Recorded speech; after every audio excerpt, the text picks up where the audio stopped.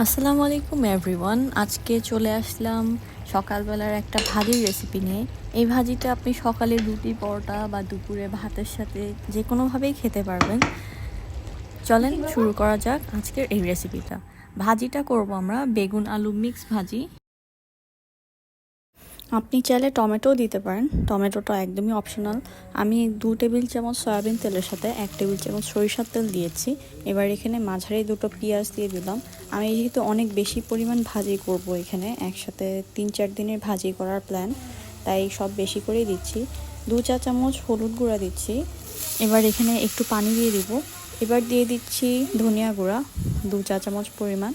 এখন একটা মশলা দিচ্ছি, এটা হচ্ছে ধনিয়া জিরার তেলে এটাকে গুঁড়ি করে রাখা হয়েছে। এটা অপশনাল, দিলে খুব সুন্দর একটা খুশবু আসে, তাই আমি দিচ্ছি। আর আপনারা দিতে না চাইলে প্রবলেম নাই।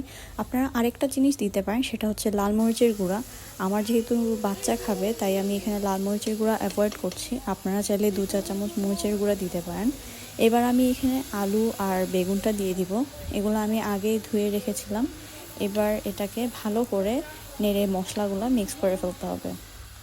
আমার যেহেতু বাসায় ছোট বাচ্চা আছে, মাশাআল্লাহ 1 বছর বয়স, তাই আমি চেষ্টা করি আমরা বাসায় যেটাই রান্না করি সেখান থেকে ওকেও খাওয়ানোর জন্য, তাহলে ও সব কিছুর টেস্ট পাবে।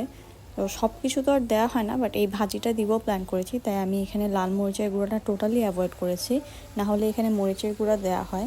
এবার এখানে আমি আধা কাপ পরিমাণ গরম পানি দিয়ে দিচ্ছি। আর এখানে আলু বেগুন থেকে কিন্তু ভালো পরিমাণ পানি বের হয়েছে। জাল কমিয়ে 10 মিনিটের জন্য সিদ্ধ হতে রেখে দিব।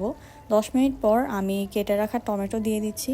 আবারও বলছি, টমেটো একদমই অপশনাল, আমি টমেটো দিচ্ছি কারণ টমেটোর ফ্লেভারটা আমার একটু ভালো লাগে, আর আমার বাচ্চাকেও দিব টমেটোটা, তাই আমি টমেটোটা এখানে দিয়েছি। টমেটো একটু গলে আসলে এখানে আমি ভালো করে ধনিয়া পাতা দিয়ে 2 মিনিটের জন্য ঢাকনা দিয়ে দিব। 2 মিনিট পর আমি ধনিয়া পাতাটা যখন একটু নরম হয়ে যাবে, এবার এখান থেকে আমি আমার বাচ্চার জন্য যে সবজিটা তুলে রাখা দরকার, সেই পরিমাণ সবজি একটা বাটিতে আলাদা করে তুলে রাখছি, কারণ সে ধনিয়া পাতা পছন্দ করে স্মেলটা। এবার এখানে আমি কাঁচামরিচ দিয়ে দিব, ভালো পরিমাণ কাঁচামরিচ, কারণ না হলে সবজিটা একদমই মিষ্টি মিষ্টি টাইপের হবে, একদমই ঝাল বের হবে না। তাই আমি এখানে বেশি করে কাঁচামরিচ দিয়ে দিচ্ছি। কাঁচামরিচ দিয়ে এটাকে আমি মিডিয়াম ফ্লেমে 10 মিনিটের জন্য চুলায় রেখে দিব। আর 10 মিনিট পর আমাদের সকালে খাওয়ার যে ভাজি সেটা রেডি হয়ে যাবে। এই ছিল আমার আজকের ছোট একটা রেসিপি ব্লগ। আর দেখতেই পাচ্ছেন সাথে ছোট্ট রাঁধুনি আছে, মাশাল্লাহ, দোয়া করবেন তার জন্য। আমি যেটাই করি তারও সেটা করতে হবে। এখন সে রান্না বাড়া করছে, কাঠি দিয়ে তার বাড়ি মারতে হবে। এতক্ষণ পাশে থাকার জন্য থ্যাংক ইউ।